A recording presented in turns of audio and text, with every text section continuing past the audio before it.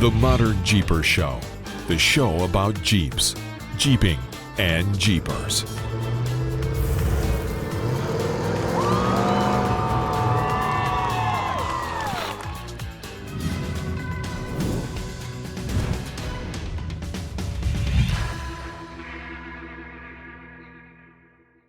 Hello, Modern Jeepers. Matson from Metalcloak here, and welcome to episode 221 of the ModernJeeper Show. Sort of. Since Corey and Jessy have ditched me once again while gallivanting across this great nation, I decided to bring back episode 47 of the ModernJeeper Show. It is always fun to bring back these old episodes to a new audience. This one is particularly interesting because it was the first episode of 2020, before all the craziness, and when we still thought that 2020 was going to be the year of vision and focus. Our guest during this episode is Scott Arentz. Scott is a master builder, brilliant mechanic, and co-owner of Cloakworks 4x4, one of the region's top 4x4 build shops. At the time, Cloakworks was located inside Metalcloak World headquarters.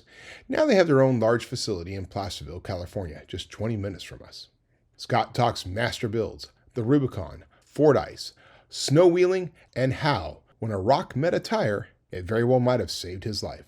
Since this pod was recorded only in audio, there is no video to watch, but is still uploaded at youtube.com/ModernJeeper for those who would like to listen to it there. As always, we're incredibly grateful for this episode to our supporters and friends, including Warren Winches, Raceline Wheels, Bestop, Milestar Tires, Rugged Radios, Nacho Lighting, Adventure Rack Systems, and of course Metalcloak. And friends, truly. If you like this episode, we would be so grateful if you subscribe to the pod, told your friends about it, and gave us a nice review on Spotify or Apple Podcasts. It's not too hard to give 5 stars. Now, sit back, relax the cold one, and enjoy episode 221, sort of the ModernJeeper Show. Well, hey, Modern Jeepers, this is another episode of the ModernJeeper Show. This is me, Matson Brakey, here with Mr. ModernJeeper Corey Osborne. Hey, guys. And we got our special here with Rockstar Jeep Girl. And sometimes, hopefully, Rockstar Jeep Girl and Corey Osborne, Mr. ModernJeeper, will be doing the show. And I don't have to do it. Right. You know you love this. I know. It's fun. But so you guys are, once again, this is getting to be a common thing. Like you're back in Metalcloak World headquarters here at the mothership. And we're in my office with the mic all sitting around with our special guest we'll talk about in a second. But you're back here, and this is kind of the start of the 2020 year. We're trying to stay away out of we want to stay out of Colorado. We want to stay out of the snow and the cold. But it seems like every time we've come out here in the last month, you guys aren't a whole lot warmer than we are. It's pretty cold. It has been pretty cold. It has been pretty cold. And the shop is pretty cold. And you got to give it to our guys. And thankfully, we have hoodies for them and all that good stuff. We got to give it to them out there doing all that work in a fairly cold shop because we have really nice offices here. Mm-hmm. And, it is kind of comfortable being here. Now, we don't really make our offices really comfortable because we all have to wear jackets and shirts here anyway, but because we don't want to be those guys. Well, it was interesting coming across the country, across Nevada. I think we picked a good time to travel back out and grab the CTI trailer and pick up Jesse's Jeep. But there was a window of opportunity coming across I-80. We got outside of Truckee yesterday, and the weather was fabulous and sunny and no snow on the road. And then we saw this morning on the news that chain law was in effect again this morning. Oh, jeez. Those roads are beat up, too. Wow. Chains, so. Wow. Yeah. Yeah. Well, I was thinking about going over to my house in Lincoln City in February for a couple of weeks. And you got to think about that pass, going over up to Grants Pass and that whole summit there.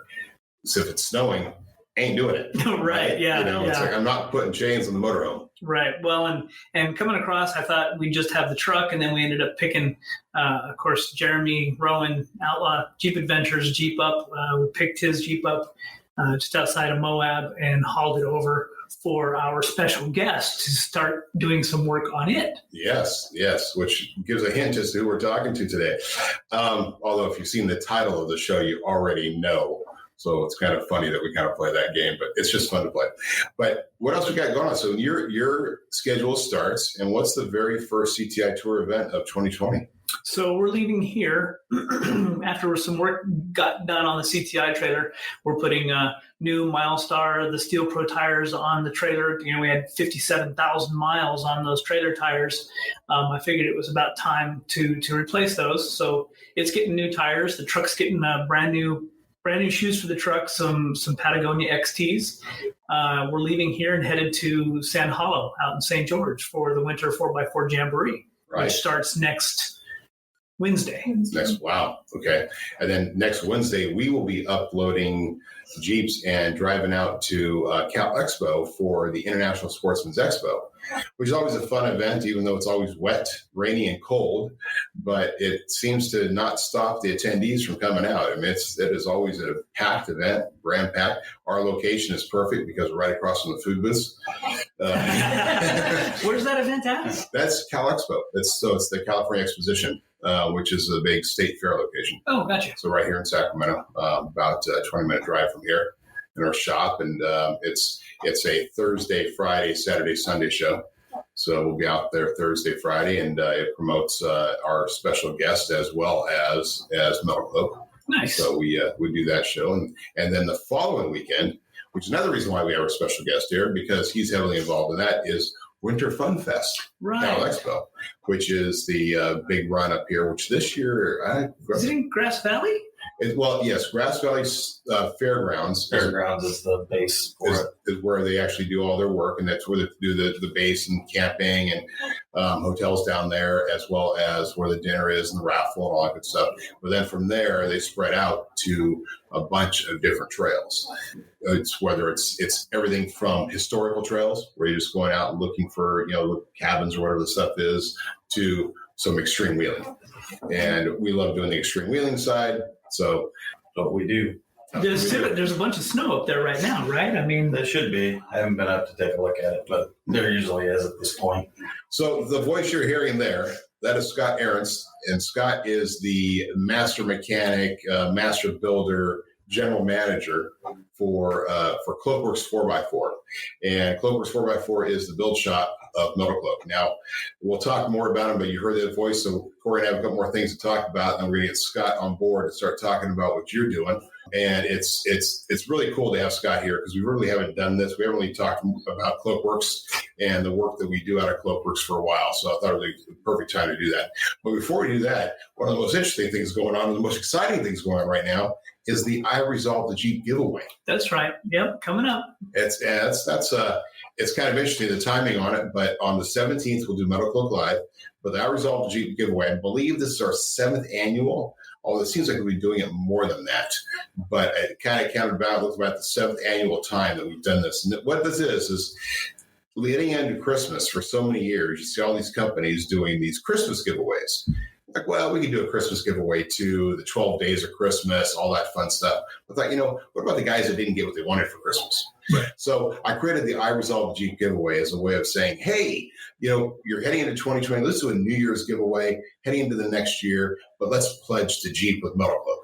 So it's very simple. You have to go to iresolvethejeep.com. It's a partnership with ModernJeeper and Metalcloak this year. We just go to iresolvethejeep.com, follow the rules exactly there, and you can win any of the products on the Metalcloak website. So if it's a full long arm game changer or a long arm kit with 6 packs you want and you win that, fantastic. If all you want is a center seat support, good on you. But there's any possibilities of any products on the Metalcloak website. You can put in there to enter first, second, and third opportunities, as long as a bunch of other giveaway that we'll do when we're on the show on metalcloaklive.com. It's that's such a huge giveaway, and I'm always surprised at how many people. Well, I guess I'm not so surprised, but a lot of people can't read, apparently. Right.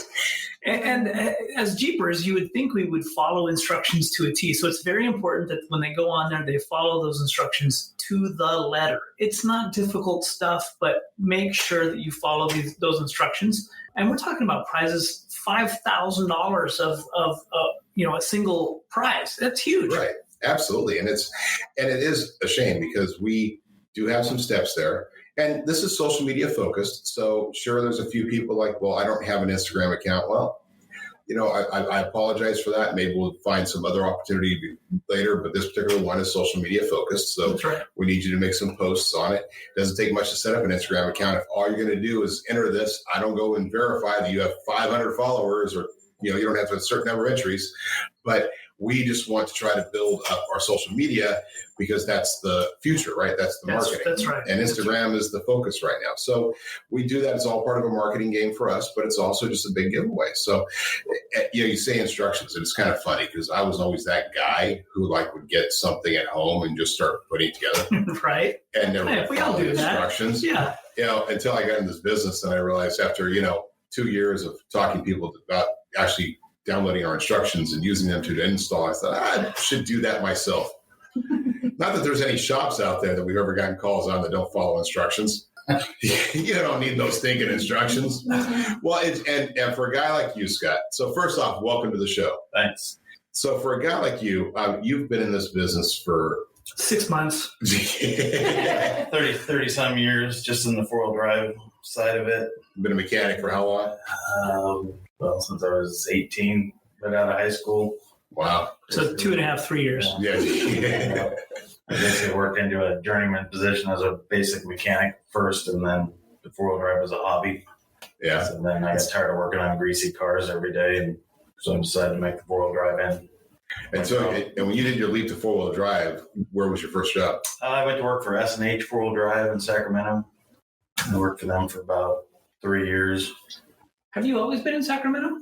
No, I grew up in the Bay Area, and then I didn't know that. Yeah, I grew up in Walnut Creek. Oh, wow. And it just got to the point I couldn't afford to live down there. In the Bay Area, the cost, everything, just too high. Because your family's all up here now, right? Yeah, everybody moved out of there. Yeah. My multi-generations, from the Bay Area. My great-great-grandfather was a doctor in Oakland. My grandfather basically worked for a company out of the Bay Area. So, wow.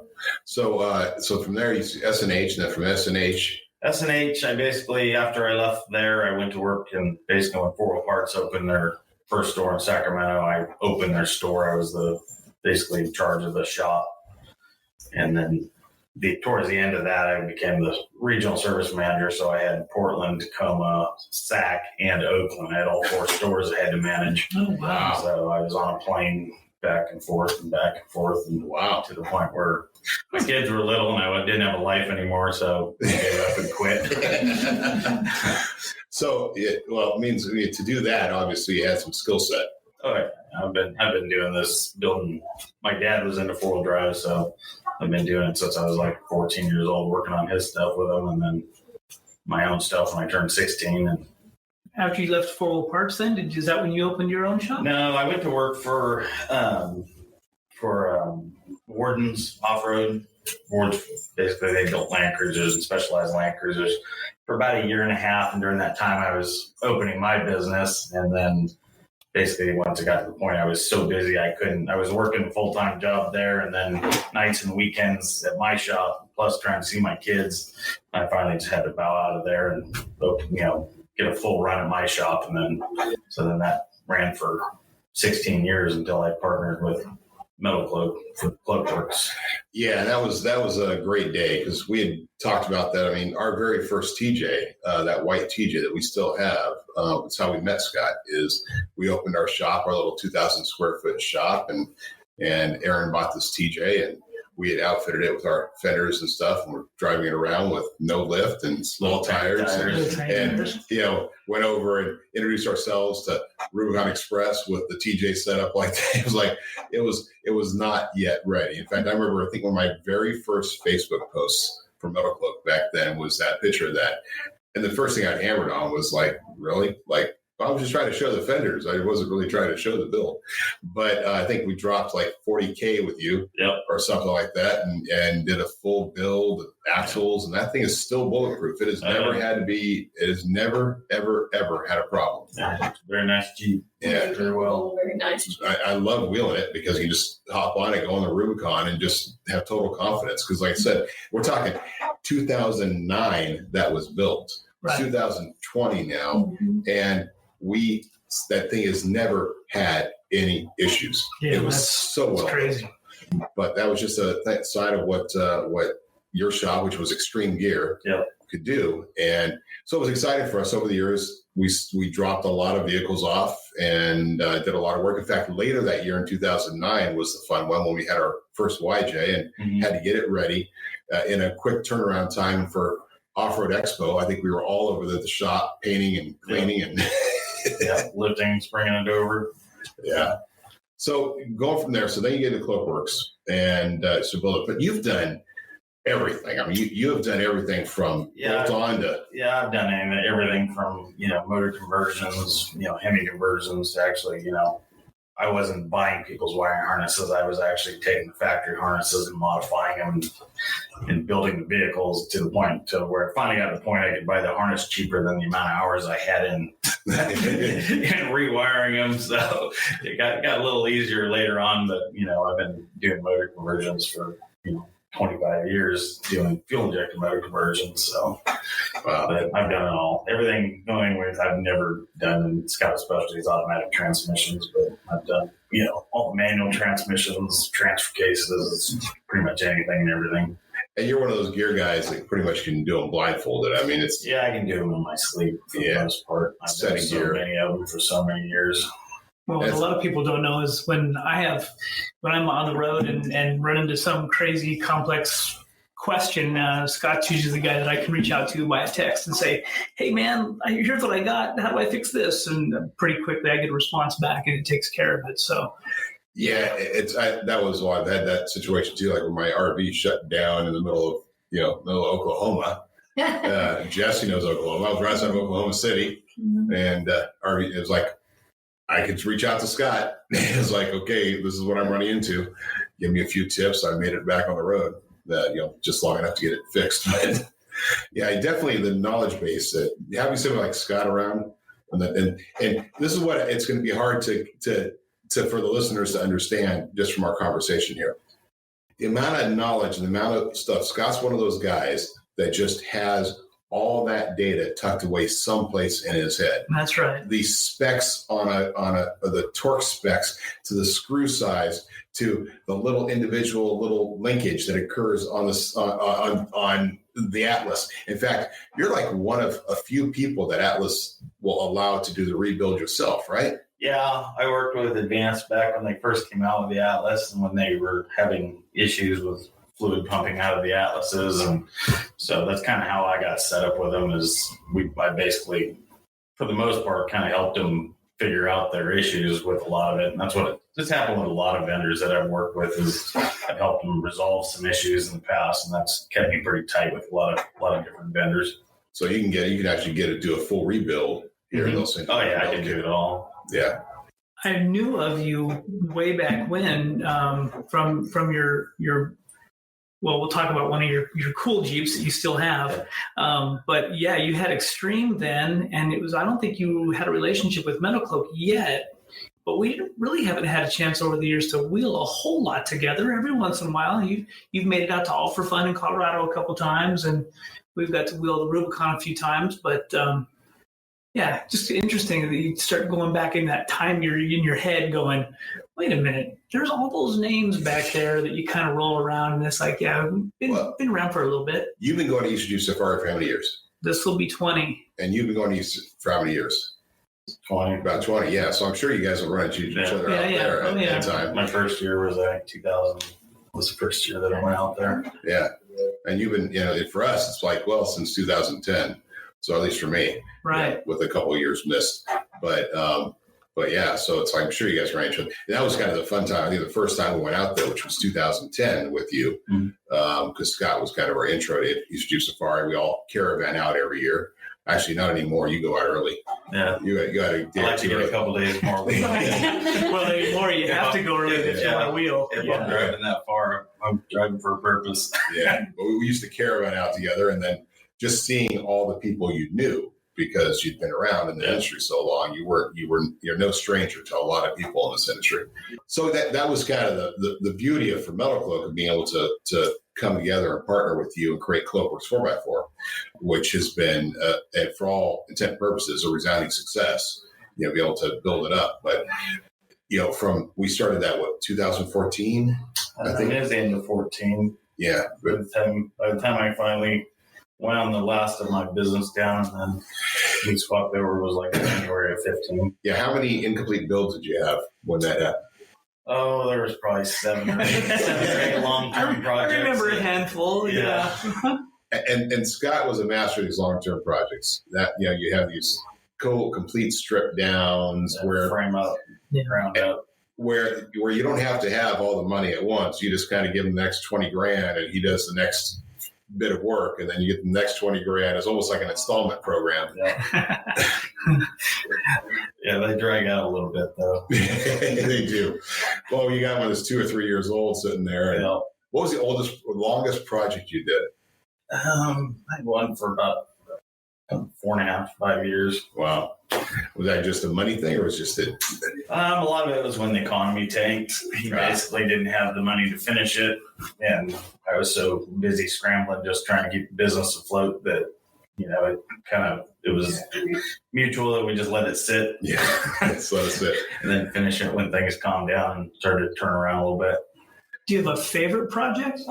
I built so many different things, anywhere from buggies to just cool Jeeps, but I still think the one I like the most is my Scrambler. Yeah, your Scrambler's pretty awesome. So that's purple for all of our Jeepers out there. You've seen it around, you've seen pictures of it, but you built that in was that built for Easter Jeep Safari? I built it, yeah. I literally fired it up, pulled it on the trailer, and took off from Moab for its initial break-in. So how long did it take you to get that done?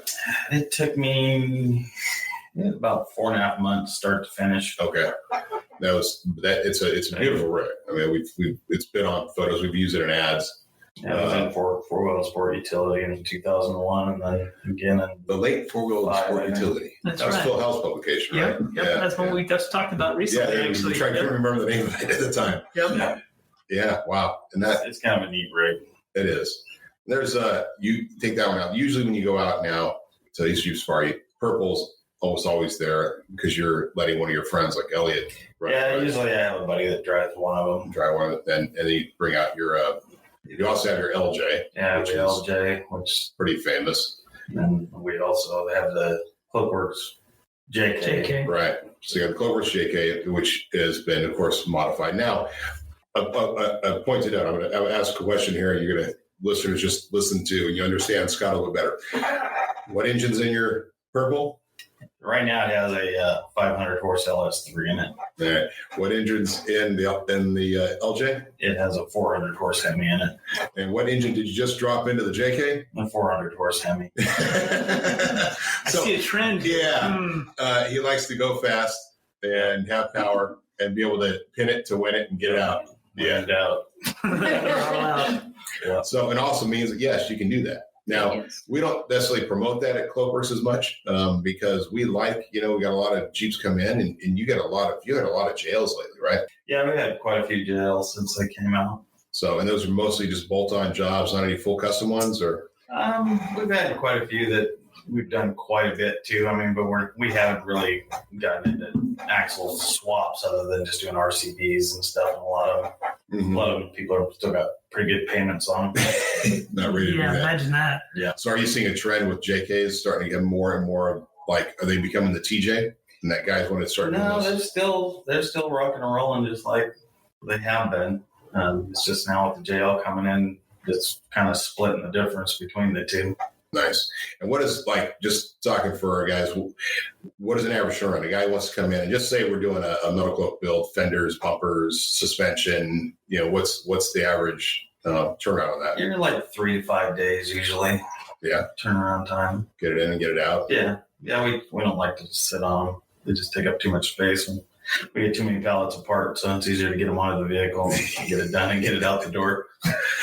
But you do everything, right? I mean, you have every possible vendor you can pretty much get. Yeah, I'm still direct through my side with everybody I was direct with through Extreme Gear. So, we pretty much do anything and everything. We just kind of got out of doing a lot of the little odds and end fab stuff. It just takes up too much of our time, and it's not, it's hard when we're doing full lifts and stuff that takes 2 days to drop in an hour-and-a-half job or 45-minute job. It just doesn't work out too well. Kind of like Rockstar. Yeah, Rockstar. That's hard. I mean, just like doing engine swaps. I mean, where those Jeeps are going to be parked here for a number of weeks, whereas you can turn those jobs, get them in and out. That's kind of the bread and butter. And any of that custom fab stuff, typically it looks good.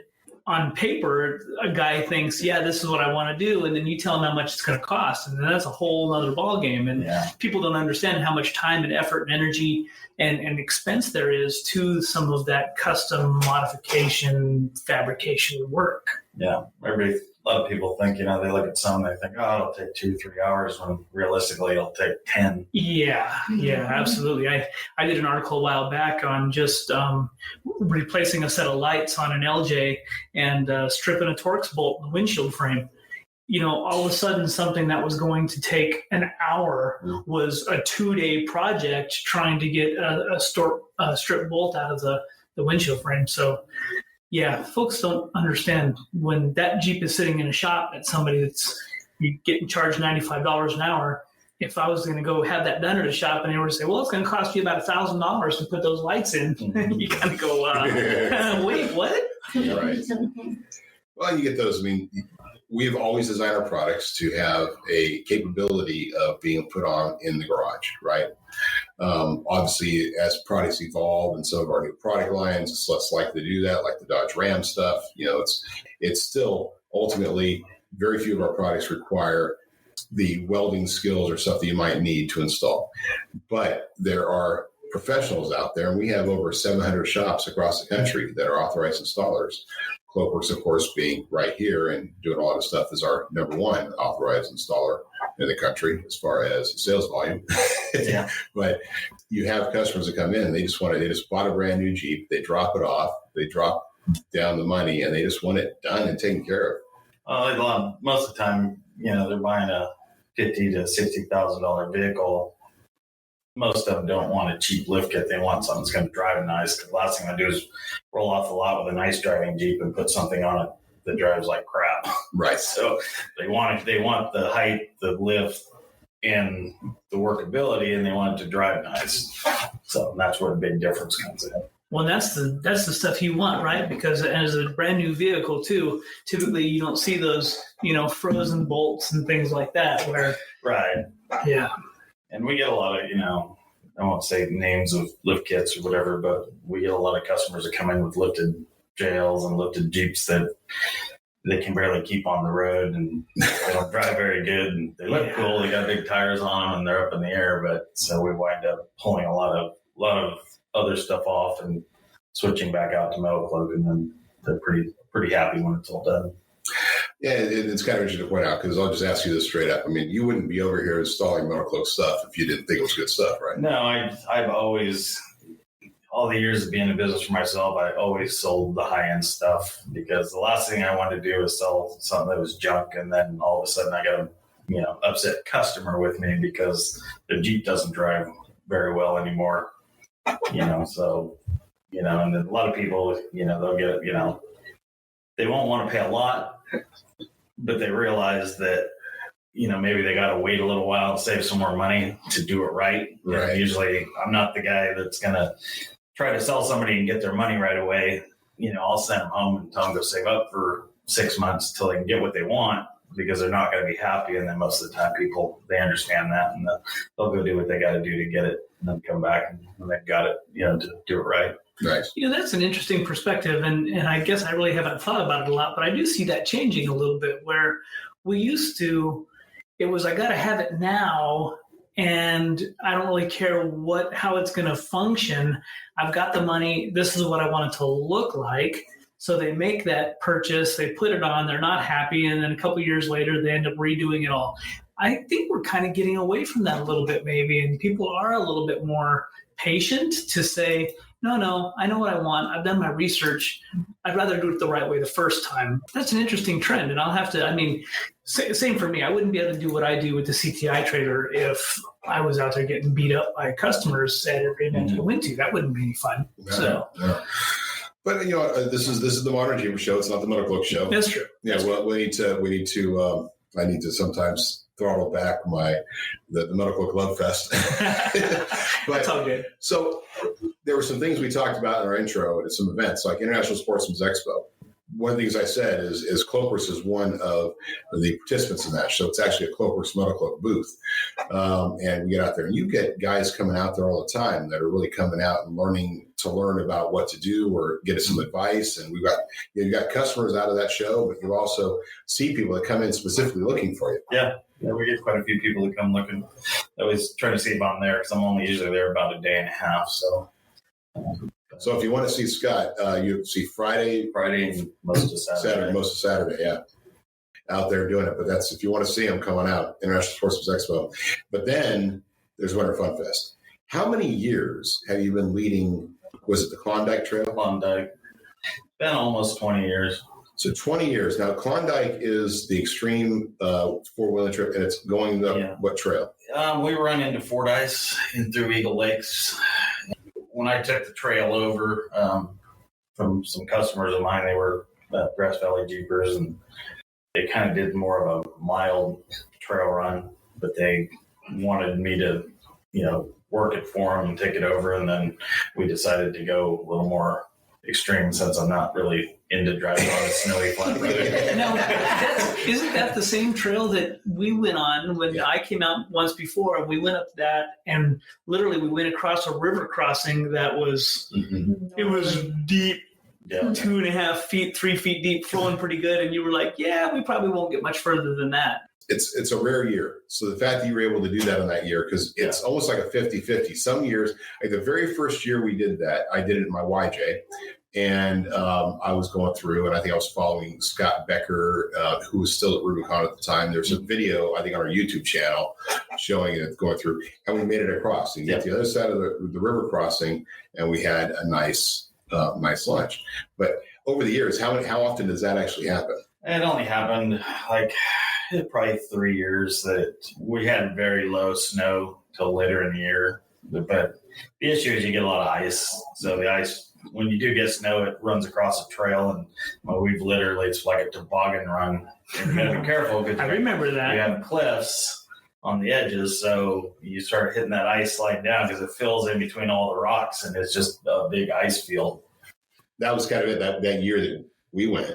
Remember, it was like there was ice, and we had the trail itself going downhill was ice, and we had to put our driver tires on the very edge rocks, which were there to support the edge of the road, and you're driving on that to keep traction. Otherwise, you would just slip and slide downhill. I think we had to pull straps on a few people coming. Yeah, I remember that. Yeah. Not doing it right. So that was fun. It was exciting, actually. Oh, it was very exciting. I remember going across the water going, it just kept getting deeper and deeper, and then come out the other side, of course, is a big embankment where, you have to climb out of that river. So it all depends how heavy a winter it is. If there's a lot of snow, you can't even get to the top to go down to the river because the drifts get so high. But then on those years, usually we have a hard time just getting everybody to where we stop for lunch. Right. Well, right.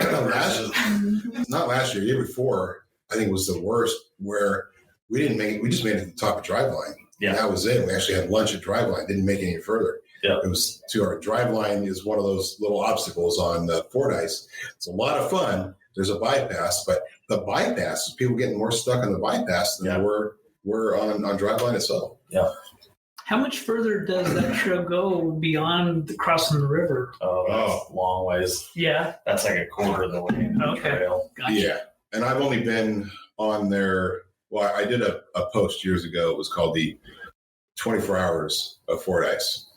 And we went on with a group of friends and had a vehicle that should not have been with us. Nobody tech inspected it. And we started out, and it was just one. He did fine most of the way. And then we did one little obstacle where he flopped on his side and his battery wasn't secured, and it broke the neck of his plastic radiator. And it was downhill from there. And so literally we had breakfast at 6:30 that morning at a Denny's. We were airing back up. I walked into my house at 6:30 the next morning, and all we did was go up. Well, a couple of us went windshield 1. So you might have heard of Fordyce as windshield 1, 2, 3, 4, and 5. And they call it wind chills because 90% of the time you have to wind chill. Properly set up rig can go through. In fact, at Sierra Trek, which is another great event, that's one of their big runs is Fordyce. We had one guy last year who successfully went up wind chill 5 without any support or help. The only other trip he'd ever been on was going to Skills Day at Metalcloak.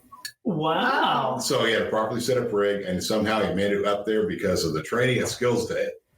I'm chest pounding again.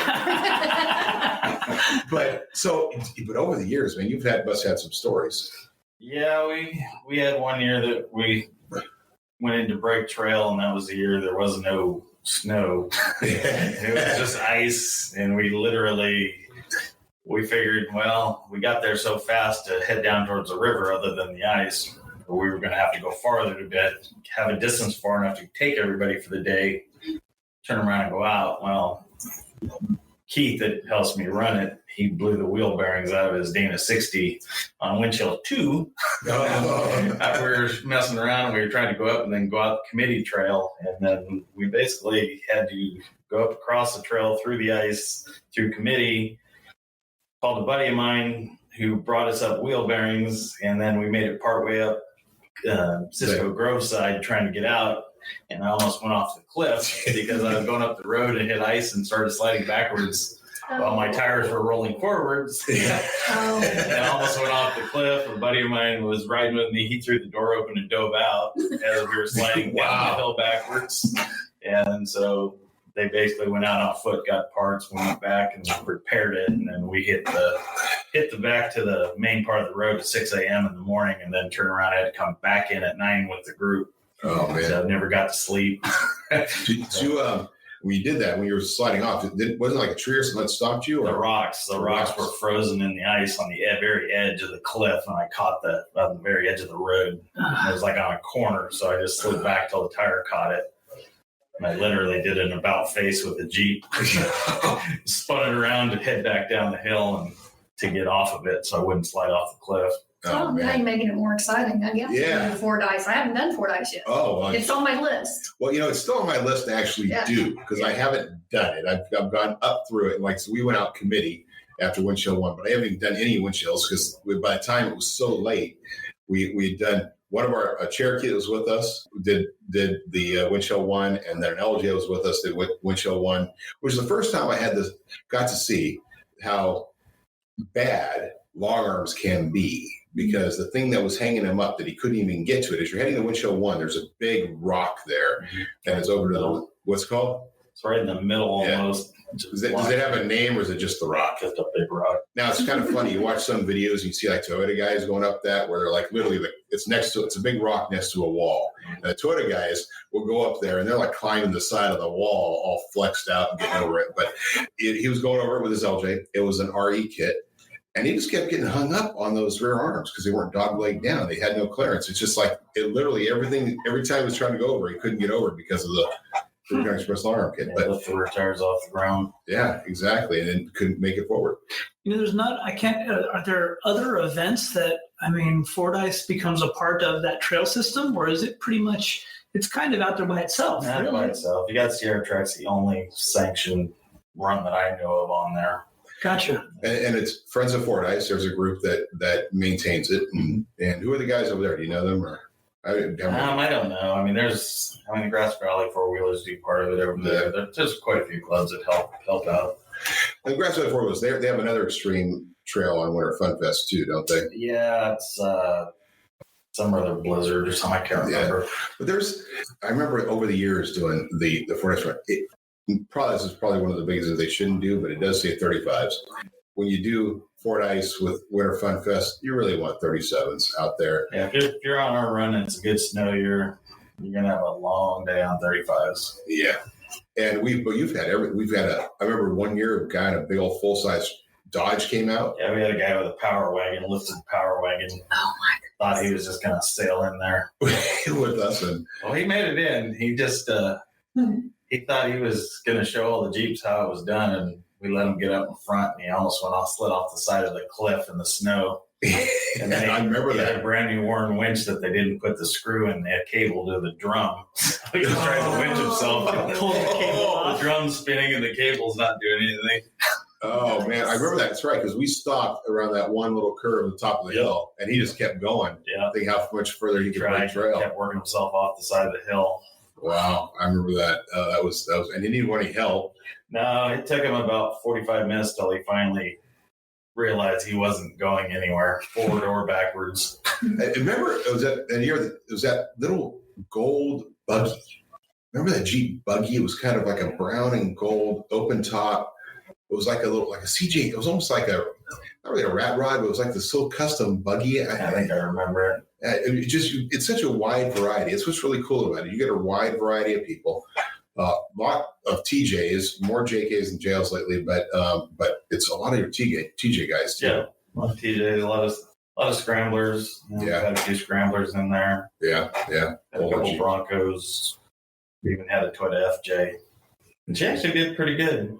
Really?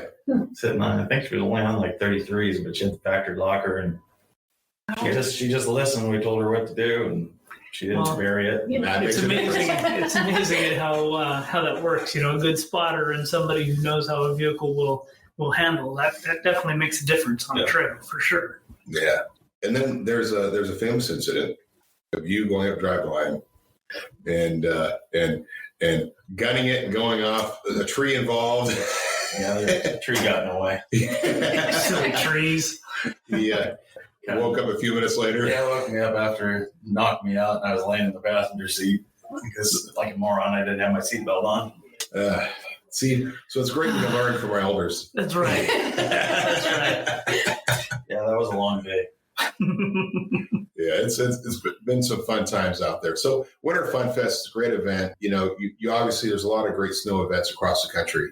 Maybe one of these things we should do in here is just like you'll find like new snow events. Because even what you're going to, is there snow out there? There is, not really in the state park area, but around St. George, there's some areas that will have some snow. But I don't know how much winter 4x4 really gets out into it. Yeah, It's a lot of sand. Yeah. A lot of sand. But anywhere. Is it cold? Oh, it's going to be cold. It's yeah. really cold. Yeah. We were talking about it even in Colorado, and we have these bright sunny days, but even with just a little bit of snow on something, the trail is completely different. So unless it's a road, you're really not going very far.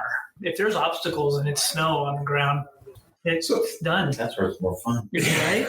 Well, that's it. So we were going to talk about tech tips and some other stuff, but that's an interesting point. So this time of the year, a lot of people out there wheeling in the snow.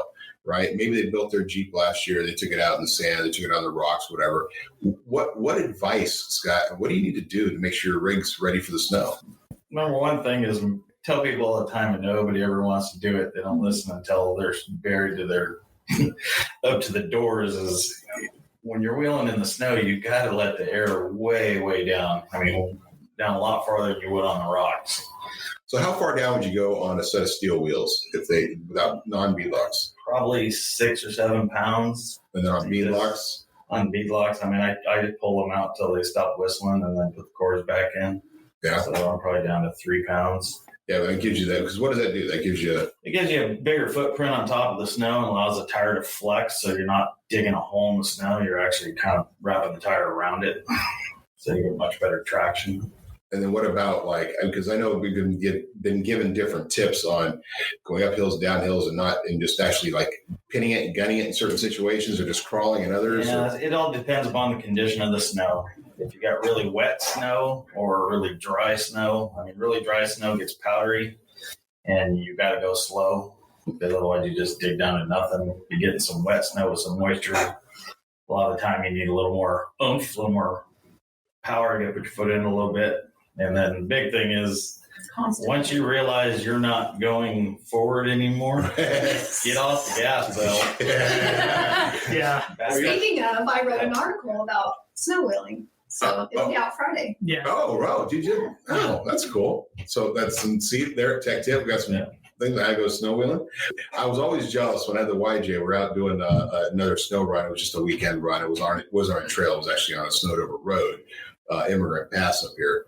And there was a guy in a Toyota with big IROCs and down to like 0. And he was floating across the snow as we were digging in, trying to dig through. Yep. And I was like, yeah, bastard. I always kind of think about similar to sand, but when we talk about air pressure in a tire, that whole PSI thing, that's pounds per square inch. So I always think about, okay, if I get out in front of my Jeep and I walk in the snow and I sink, well, my foot is only 3 inches wide by 12 inches long, say. And if I'm sinking in and I'm 150 pounds, well, I think about that whole pounds per square inch thing. You start letting your out of your tire, you have more of a contact patch from top of the snow. It's pretty amazing. It's like putting on a snowshoe. Yeah, you can really literally stay on top of snow just like sand. But like Scott said, the minute you start to spin a wheel, you're just going to dig a big old hole. So all of a sudden you were floating on top, you stop moving. The minute something spins, you're just going to go straight down. So yeah, that whole pounds per square inch thing is a good thing. Well, when we're out there wheeling and even doing the snow, you may be telling a little bit of why this is, but like I'm out there with the YJ, and I at the time, I think I had, when I was first wheeling in the snow, I was out there with Rob Steele. Mm-hmm. He had his XJ. His XJ, I think he had 33s on that thing, or 35s, maybe 33s. Okay. And the YJ, at the time, when we built it with 37-inch MTRs. Mm-hmm. At some point, it went over to 37-inch or 38-inch IROCs, but we had the 37s at the time. And he was able to get in, and he was breaking ground for us, right? But it was just, he was in the front, and it was just that little bit of going, a little bit of the tire movement. You can't see me, but I'm moving my hands forward like a little inch at a time. And he just consistently was able to just break trail for us, whereas I tried to do that, and it wasn't happening. I was trying, it was just digging in, but a lot of it's vehicle weight too. So the lighter XJ. Yep. Sometimes putting massive steel bumpers and big winches and big roll cages and more and more and more just weight. Gets heavier and heavier and heavier. Take a 4,000-pound Jeep and make it 6,000 pounds. And then now you're driving a half-ton truck down the road. Right. It ain't going to do that. It's all about weight. Can't defy gravity. Damn physics. They get in the way, don't they, Jesse? Yeah. I know. What we want to do with our Jeeps. So back to Cloakworks. Then, all right. So you've been doing that since 2014. Probably, you got what? How many bays you have? Oh yeah, 5 racks total. 5 racks total. And then with that, that's everything. Right now, you've got going everything from full swaps, because we have is the sheriff's vehicle still here? Yeah. Yeah. So we're doing what? That's Placer County Sheriff. Yep. What are you doing for them? We're doing a full long arm kit on their Metalcloak long arm, Terra Dana 60s, Terra sway bar, Atlas transfer case, plus a few other little odds and ends. Yeah, so you guys, we're building a very capable rig, so don't try to outrun it if you're out on the trail. Yeah, right. Well, for our listeners that don't understand how Cloakworks is part of the building, Scott has his own separate business, even though it's all under the same roof essentially, but it is a separate functioning business. Metalcloak can be closed, and Scott can still do business as Cloakworks on that side, and has a whole, like I said, there's 5 bays back there, and lots of capability and lots of knowledge. So yeah, you got a good crew back there. Yeah. He says with a smirk. Yeah. We're going to start tearing into some trailer tires here this afternoon, and we'll see how. So when you did that before, because it's trailer tires, these are the milestone tires. This is the second set you've had, right? This is the second set on the raceline wheels. Yes. So, and that took you me and 2 other guys and a decent tire machine. I mean, it's the sidewalls on those. They're a 14-ply trailer tire, and the sidewalls are just really, really stiff.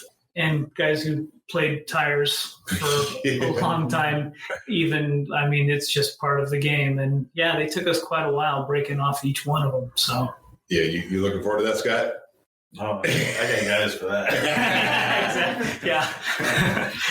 I like that. Yeah, no, that's so you got, you got everything you need back there, right? You got tire machine, exhaust. You do everything we do in-house exhaust. We do, we have all the milling and machining capabilities, even though we don't do a whole lot of it unless we're doing something on a Jeep that we're actually building, just because we're so busy with everything else. But we have all that at our disposal to be able to do.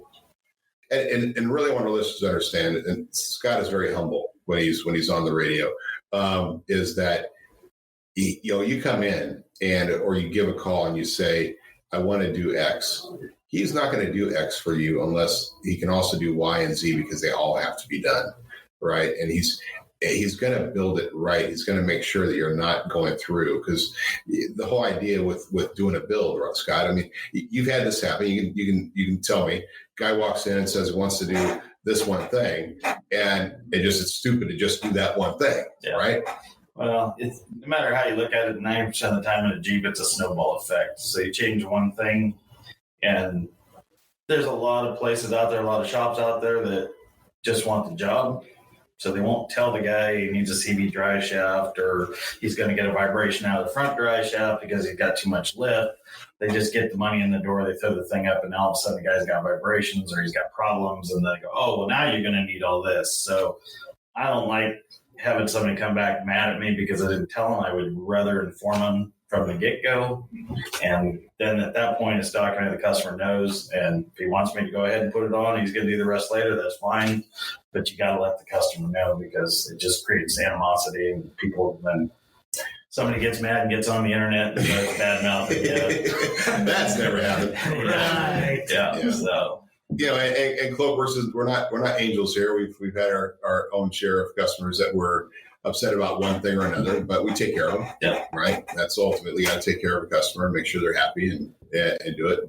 And the great thing about it is most of these guys, and this is true. I mean, most shops out there, they are servicing their local community. We're kind of fortunate. We have guys come from different regions, but we're mostly searching our local community. And these are the guys that we see up wheeling with. Yeah. Next thing you know, you're out there wheeling with them the following weekend. And you don't want to be out there having a break when you're out there doing it. No, I mean, you want, if I go buy something from someplace and there's something that needs to go along with it, I want them to tell me it needs to go along with it. Right. The last thing I do is get home and like a TV or something, throw it in and realize I can't watch TV because I didn't buy the box that's got to go with it, or something else that has to go with it to make it function. I do see like that a missing trend. HDMI cable.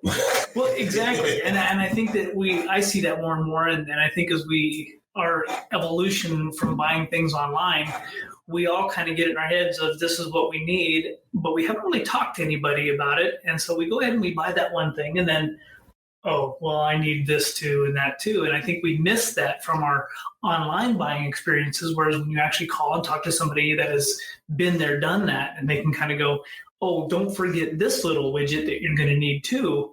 Man, that makes a huge difference. Yeah. Well, I mean, you have the customer who comes, goes, buys the stuff, and shows up, right? And says, "Here, I bought all this stuff. I want you to put it on for me." Yeah, we don't do that anymore.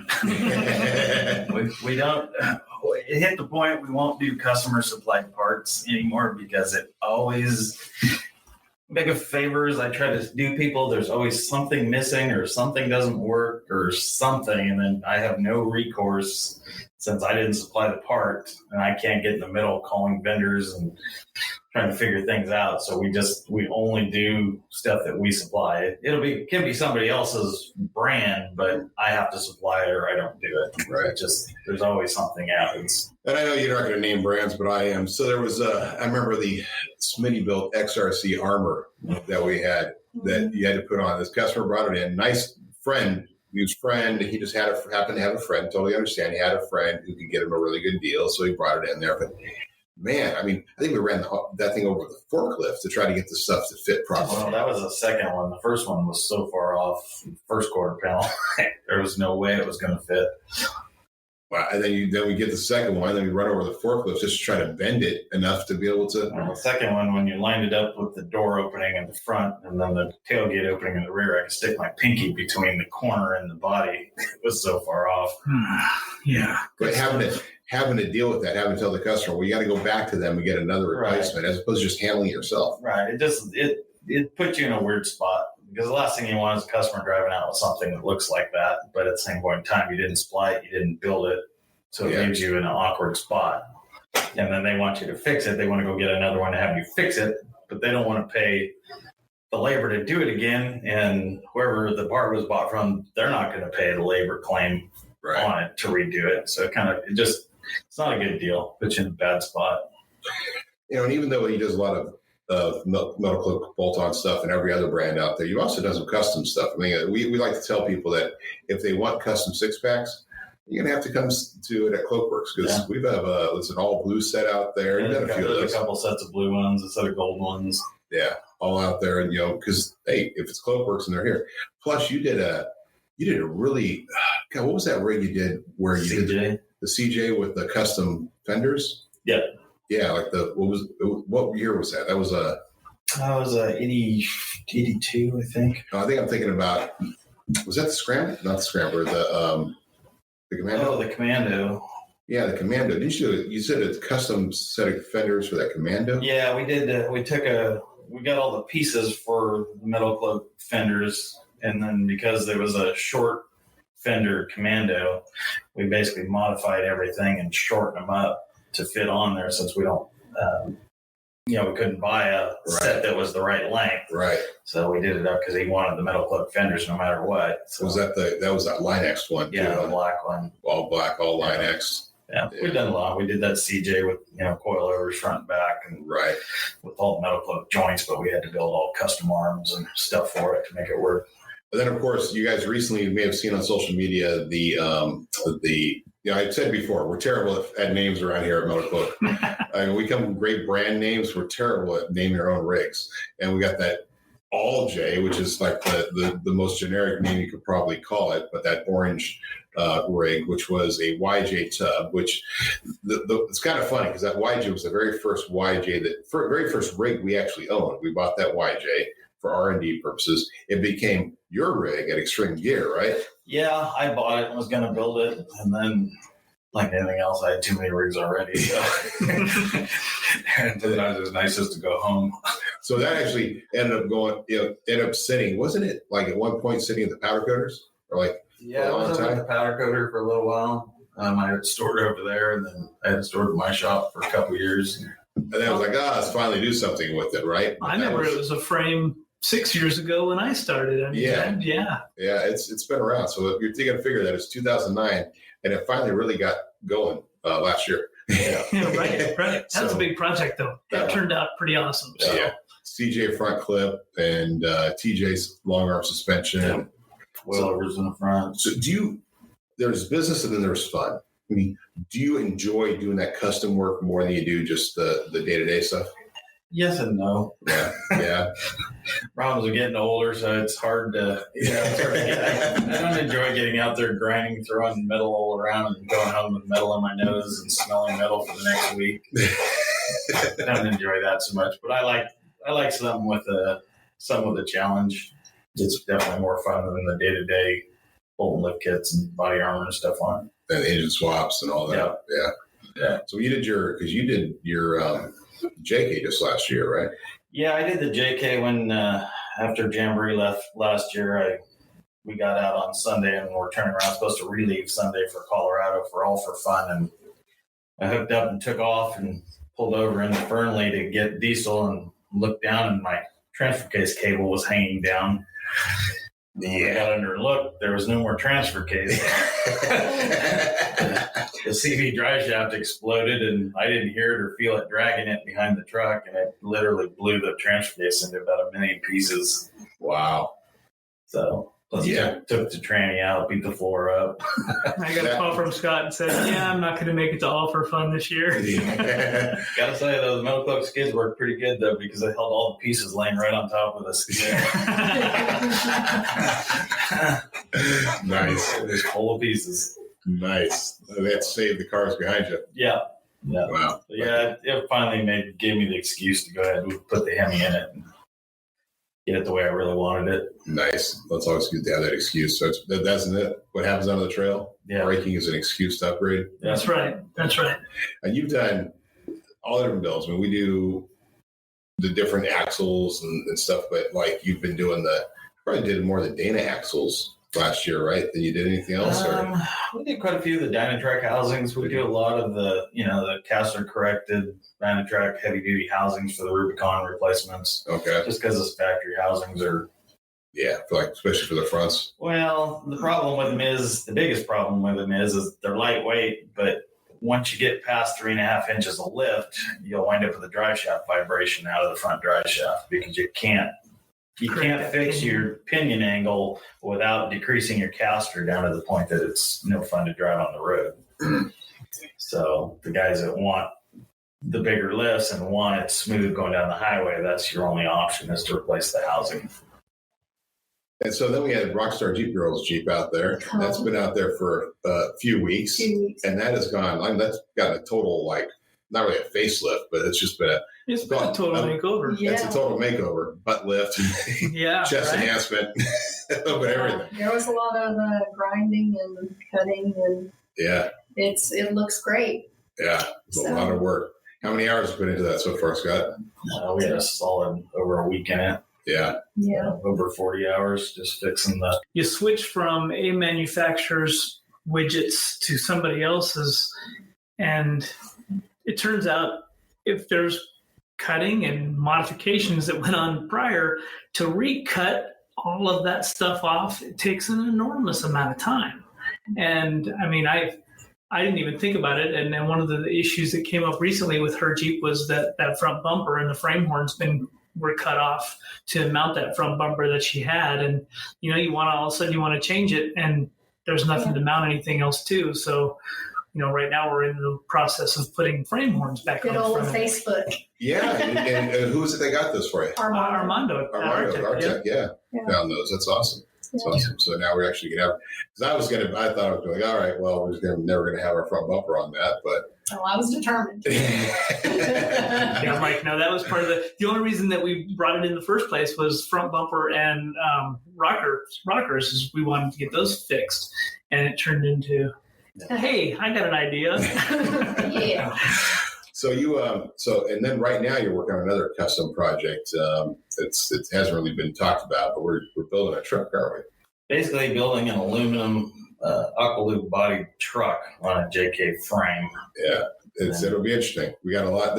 And I say this because this is really a modern Jeeper project. Absolutely. It's not necessarily a Metalcloak project. We're doing it, but the goal is to have a modern Jeeper rig for some of these events and stuff that we do. So it'll be really cool. Or an expedition vehicle with not having a super long wheelbase, but still having the truck bed on the back. Right. Yeah. And then you have, because you basically took, this is a ground up project. We had two different frames out there. Yeah. One was messing the front, one was messing the rear. Two wreck frames. and you've cut them and spliced them and extended them, right? Yeah. Well, one frame was hitting the front, one was hitting the rear. So we took them apart where they slide together and they're welded from the factory, and slid them apart and took two good pieces and put them together and made a frame again. Was the one that was hitting the rear, was that my old frame? No. Yeah. It was your old frame from under the yellow Jeep. From the yellow Jeep. And the other one was a 2-door frame from a customer's rig that he got hit in the front. So we did a frame swap on it for him. And nice. So it worked out pretty good. Yeah, so it did pretty good out there. It's got a lot of good gusseting and a lot of good work. It's been ready for axles and suspension and the Hemi and all the good stuff's going to go in it. Looking forward to that. I know there's some internal debate because I've been advocating for the Gladiator front clip. Yeah. The old Gladiator front clip versus just the JK front clip. But that hasn't been approved yet. It might be. I'm still not quite sure how we're going to put everything on the nose of it yet because we don't have any basic JK inner structure yet. Oh, yeah. Because it's an Aqualoop tub, so...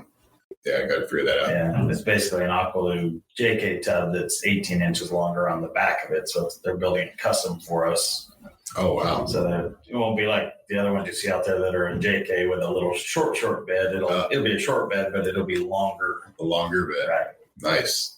And so the full 4-door and. Yep. And so still have four doors with normal seating, and then hard top, or. Yeah, it's gonna have a hard top. Nice. That's gonna be exciting. Yeah, I look forward to it. Should be neat, but it'll be cool because it won't be a JK dash. It'll be all custom, probably Dakota digital dash. Yeah, something more like a hot rod or something a little cooler. It's kind of fun. I mean, our listeners don't see so much of the stuff. We typically are pretty conservative when we post things on social media and whatnot. We don't really. Folks should come out here and go through the shop sometime and walk around and kind of see some of the cool projects that Scott has had his hands in, and you kind of go, oh, you guys are kind of cool. You're not just like those bolt-on guys. and that's partly my own failure, because I'm the guy responsible for marketing Cloakworks, and we sometimes do some stuff, and sometimes Scott kicks me in the ass and says, hey, get out the market, But it's not like you're lacking any work of it. No, we're always busy. I mean, we could grow. We kicked it the butt. We could grow more, and I'd have to hire more guys. But right now we're at a comfortable spot. Yeah, keep them busy. The bays are full, and it goes through. And there's always those moments, and it's like you traditionally right before an event like Winter Fun Fest or the Rubicon or Jeeper Jamboree, you are just slammed with everybody's last minute work. Typically, like everybody around Moab area, for Easter Jeep Safari, all of a sudden a month before the event, people are going, hey, I should probably finish that project. And every shop in town is buried. So. Yeah. It's kind of like the racing scene. Yeah, that's right. Right now it's King of the Hammers time. It's all King of the Hammers focus, which we'll have some stuff to talk about at Modern Jeeper about that. Well, Scott, hey, I appreciate you coming out here talking about it. What's the phone number over there at Cloakworks? It's 916-635-4900. 635-4900. And you can reach us at cloakworks4x4.com. And the email is scott@cloakworks4x4.com. Yep. And you can reach us and also on Facebook, Cloakworks 4x4, Building Your Adventure. And it's just been fun. We got a lot happening in 2020 for Cloakworks, and we will endeavor to share that more with our fans out there. Absolutely. Yeah. So, and I'm also looking forward to seeing Jesse's rig back. Me too. On all Winter fours. 4x4 will be there. Stretched it out. You want to see the Cloakworks 4x4 work? Go out there. You'll see.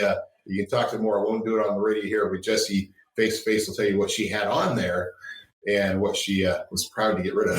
I'll make everybody wait for the pictures. Yes. They're chomping at the bit to see her, but yeah, absolutely. I'll take some good pictures and videos, and we'll kind of unveil. There's still some things we'll be changing too. Wheels, tires, things like that. Yeah, the wheels and tires, Wheels and tires next. That's coming. Well, that's awesome. Well, again, Scott, thanks for being a part of the show. Sure. Thank you. So, we kind of talked, we did a tech tip kind of in the middle there. We're talking about winter wheeling. Yeah. And that's cool, because it definitely is something that you can go out there. I'm going to throw this out there because we didn't talk about it, but don't go winter wheeling by yourself. Yeah, no. I don't care. I'm going to say this for every modern Jeeper out there. If you have a Jeep and you think, hey, I'm going to go up and check out the snow.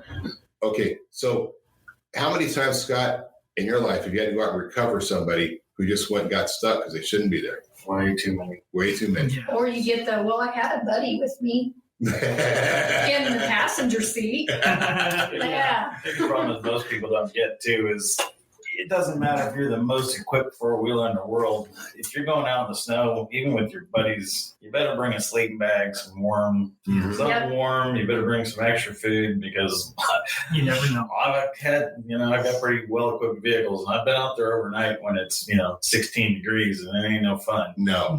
It's always good when you to wheel equipped. Yeah. And beyond all the stuff, all the recovery gear and everything else you need just to have you go out there and take your rig out. This is the stuff that you should have. But yeah, you're right. That's a very good point. Yeah. It's almost survival gear level. Yeah. It's some way to have warm. Unexpected. Yeah. Absolutely. I always throw sleeping bags in and extra water and stuff just in case. Mm-hmm. A little libation for keep you warm, and a bottle of whiskey or something. And an axe. Yeah. Always a shovel too. So there is no food. Good times. Well, thanks, Scott. Well, Corey, it's another great episode. Yeah, another one in the books. First of the year. It's going to be a good year. It is going to be a good year. 2020. Everybody's already said this, but it's the year of vision, the year of focus, vision and clarity. Yes. The focus year, the year to make sure that we achieve our goals and do what we can. And you got finding some way on the Modern Jeeper to announce your schedule coming up, because you guys got a lot going on this year. It's a big schedule. It's going to be good. And it's a lot of stuff across the country, a lot of great events. It just seems to be new events adding every year.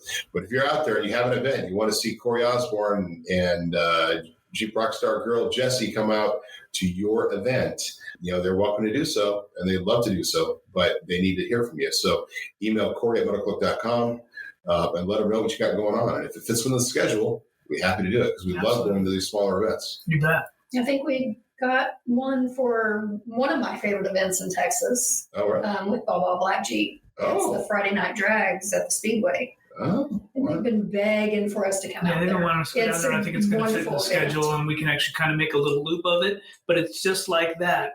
We didn't know about it. I didn't know about the event. Jesse knew about it, but he filled out the form and went on to Metalcloak.com, and there's actually an event sponsorship request.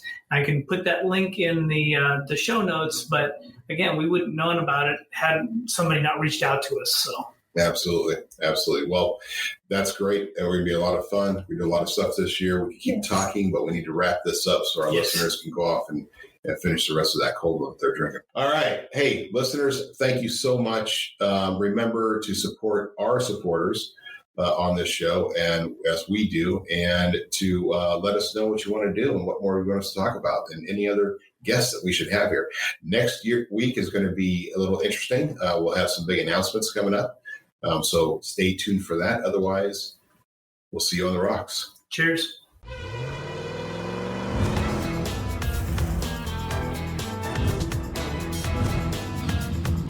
The Modern Jeeper Show, the show about Jeeps, Jeeping, and Jeepers.